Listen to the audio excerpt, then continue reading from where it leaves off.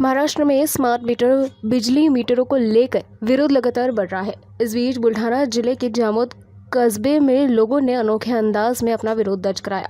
स्थानीय नागरिकों ने अपने घरों में लगे स्मार्ट बिजली मीटर खुद ही निकाल दिए और उन्हें महावितरण कार्यालय में जमा कर दिया। प्रदर्शनकारियों का आरोप है कि बिना पूर्व सूचना और उपभोक्ताओं की सहमति के उनके घरों में स्मार्ट मीटर लगाए जा रहे हैं। इस कार्रवाई में विरोध में बड़ी संख्या में लोग महावितरण कार्यालय पहुंचे और अधिकारियों को ज्ञापन सौंपा।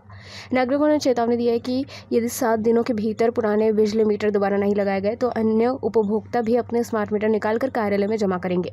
इस अनोखे विरोध प्रदर्शन में महावितरण अधिकारियों के सामने नई चुनौती खड़ी हो गई है।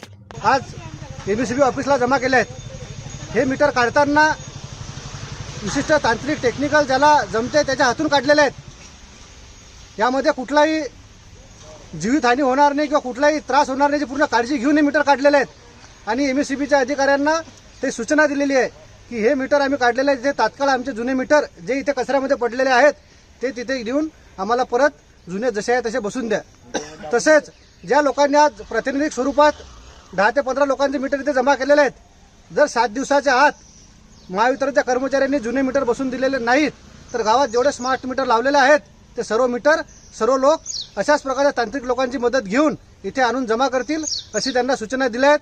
आणि त्यांनी पण मान्य केलं आहे की आम्ही 7 दिवसाच्या आत यावरती तुमचे मीटर बदलून देऊ।